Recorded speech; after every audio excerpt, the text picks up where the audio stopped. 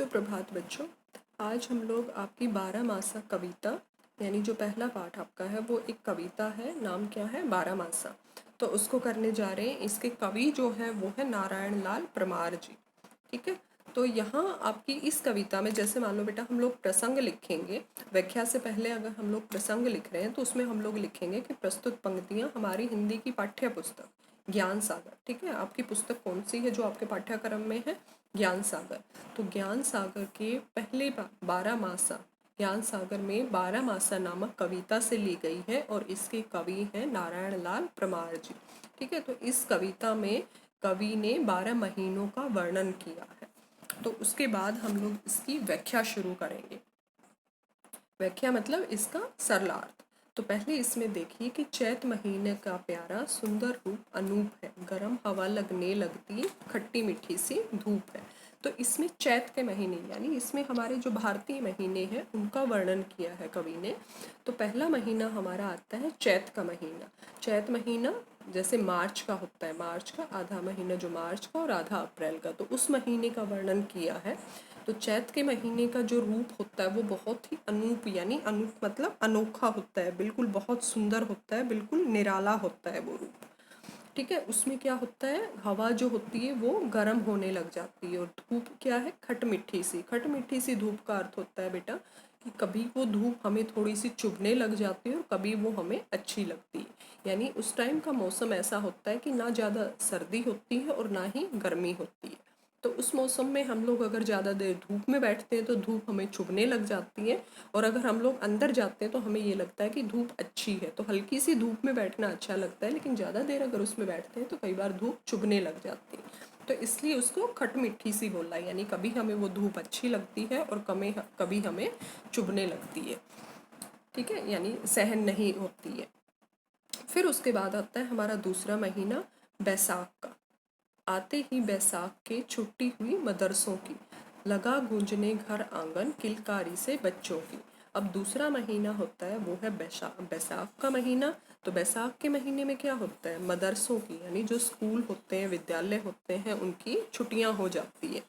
और उनकी छुट्टियां होने के बाद घर पर बच्चे क्या करेंगे, वो खूब खेलते हैं, कूदते हैं, कभी बाहर कभी अंदर, कभी ऊपर छत पर कभी नीचे। तो वो ऐसे ही खूब उधम मचाते हैं। उनके खेल से, उनके चिल्लाने से, उनके बोलने से, उनकी किलकारियों से घर आंगन जो होता है वो गूंजने लगता है। मतलब पूरे घर में, आंगन में, सब में शोर होता है उन बच्चों के खेलने का। तो यहाँ पर जो उनकी छुट्टियाँ होती है वो मदरसे क्या होते हैं, जो विद्यालय होते हैं उनको मदरसा कहा गया है। तो उनकी छुट्टियों के बाद घर आंगन बच्चों की किलकारियों से गूंजने लगता है। फिर है कोई लगातार हारा कोई, लेकिन कोई जीत रहा, तरह तरह के खेलों में जेठ महीना बीत रहा। उसके बाद आता है बेटा हमारा जेठ का महीना। जेठ के महीने में क्या होता है कि बच्चे तरह तरह के खेल खेलते हैं, क्योंकि उनकी छुट्टियां हो चुकी होती हैं तो वो घर पर होते हैं। और घर पर बच्चे क्या तरह तरह के खेल खेलते रहते हैं। और उन खेलों में क्या होता है, खेल जब भी खेला जाता है तो कभी उसमें हार होती है तो कभी जीत होती है। तो ऐसे ही कभी खेल में हार गए और कभी जीत गए। तो ऐसे ही खेलते खेलते, तरह तरह के खेल खेलते हुए जेठ का महीना निकल जाता है, बीत जाता है। उसके बाद हमारा महीना आता है आषाढ़ का। तो आषाढ़ के महीने में क्या है, आषाढ़ में थोड़ा सा ऋतु जो होती है वो बदलने लग जाती है। यानी हमारी जो वर्षा ऋतु है वो शुरू हो जाती है आषाढ़ में। तो उसमें क्या होता है, काले काले बादल भी नभ में चले दहाड़ के, आंधी इतराने लगी लगते ही आषाढ़ के।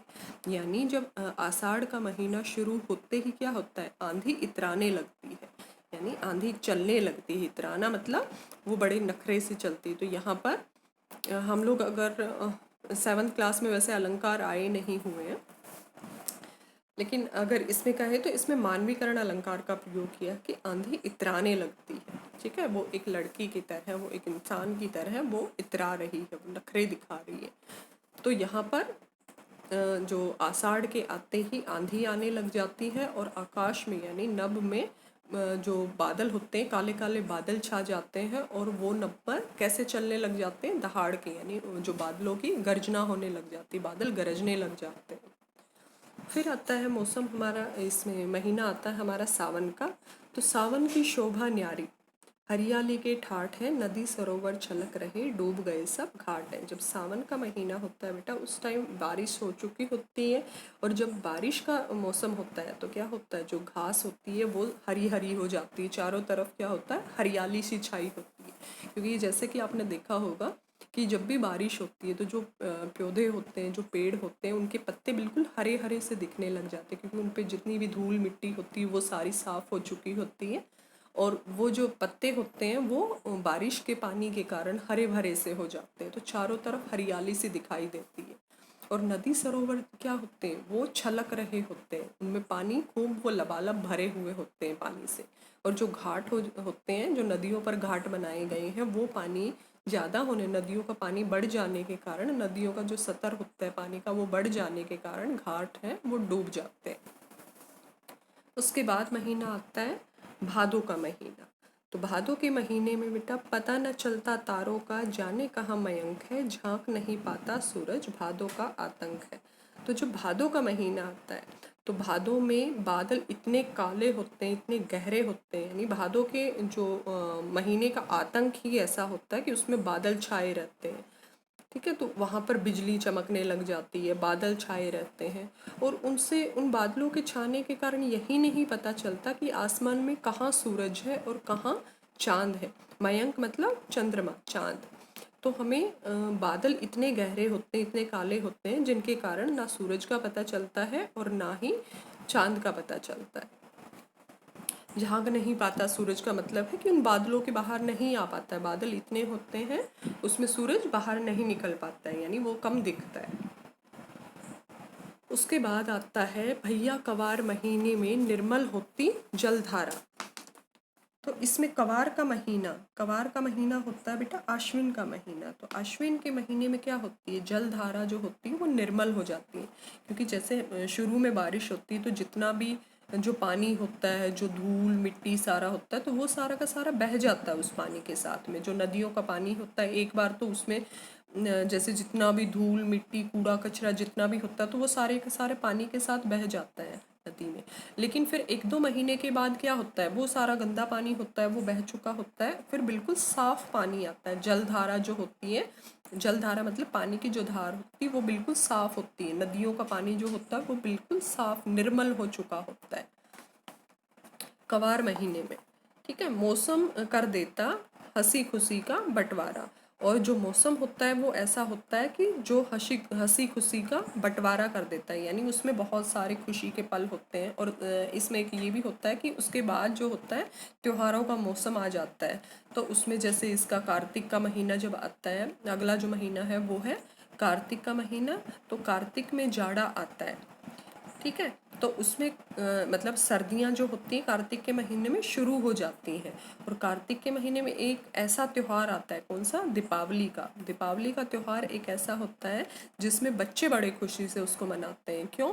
क्योंकि उसमें खूब सारे पटाखे और फुलझड़ियाँ जलाने को मिलती है। फबती सबके चेहरों पर मुस्कानों की मधु लड़ियाँ। जो दिवाली का त्यौहार होता है वो होता ही ऐसा अनोखा त्यौहार है कि उसमें बच्चे भी खुश होते हैं, क्योंकि वो पटाखे और फुलझड़ियाँ जला रहे होते हैं, हम लोग भी सब दिए जला रहे होते हैं, एक दूसरे को मिठाइयाँ बांट रहे होते हैं। तो सबके चेहरों पर, फबती मतलब सुंदर लगती हैं, जचती हैं, सबके चेहरे पर बहुत अच्छी लगती हैं। क्या अच्छी लगती हैं? मधु लड़ियाँ, मतलब एक खुशी की सबके उन पर जो लहर होती है, सबकी जो मुस्कान होती है वो सबके चेहरों पर बहुत सुंदर लगती है। फिर आता है अघन नाच नचा देता, बर्फ सरीखा है पानी, चलो नहा लो माँ कहती, नहीं चलेगी मनमानी। उसके बाद आता है अघन का महीना। तो अघन के महीने में क्या होता है, पानी जो होता है वो बहुत ठंडा होता है। कैसा ठंडा? बर्फ़ के समान। ठीक है, सरीखा मतलब समान। तो यहाँ पर पानी जो होता है वो बर्फ़ के समान ठंडा होता है, और माँ बच्चों की एक भी नहीं चलने देती। माँ बच्चों को कहती है कि चलो जल्दी से चलो और चुपचाप जाकर नहा लो। उसके बाद उड़ी पतंगे पोश में, बाजी लगी जोर से, गली मोहल्ले अटारियाँ सब भर जाते हैं शोर से। तो इसमें उसके बाद महीना आता है पोष का महीना, ठीक है, जिसमें मकर संक्रांति का त्यौहार आता है। तो मकर संक्रांति में क्या होता है, वहाँ पर पतंगों की बाजी लगाई जाती है, यानी पतंगे उड़ाई जाती हैं।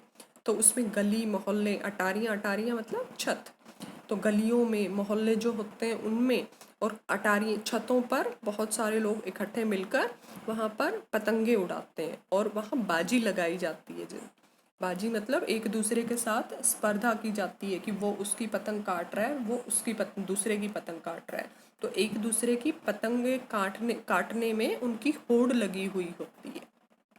ठीक है, तो उससे भर जाते हैं शोर से। जैसे आपने देखा होगा कि एक की पतंग काट देते हैं तो खूब तालियां बजाते हैं, खूब हंसते हैं, उसको चिढ़ाते हैं कि भाई मैं हम लोगों ने वो पतंग काट दी है। तो उस शोर से क्या होता है, सब गली मोहल्ले और छतें जो होती हैं उस शोर से भर जाती हैं, यानी चारों तरफ शोर होता है।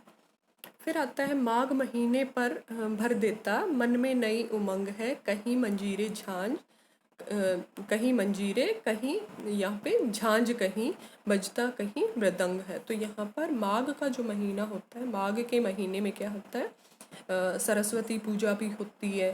ठीक है, कई त्योहार उसमें आते हैं, तो वो कहीं पर मंजीरे बज रहे होते हैं, कहीं झांझ होती है, ये बजाने के वो होते हैं, जैसे वाद्य यंत्र होते हैं जिसको बजाते हैं। और कहीं बजता, कहीं मृदंग है। मृदंग होता है एक बड़ा सा ढोल होता है जिसको गले में डाल के बजाया जाता है, तो वो मृदंग की। तो उसमें एक जो मन में एक नई खुशी भर देता है, जो हमारा मन होता है वो खुशी से भर जाता है।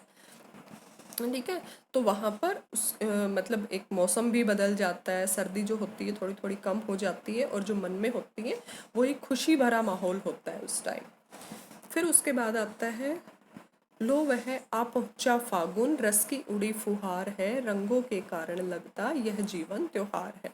उसके बाद हमारा महीना आता है फागुन का महीना। तो फागुन के महीने में क्या होता है, वो एक रस की उड़ी फुहार है, यानी वहाँ पर एक तरह से मतलब एक खुशी भरा जो रंग होता है, एक रस जो मन में है ना खुशी भर देता है।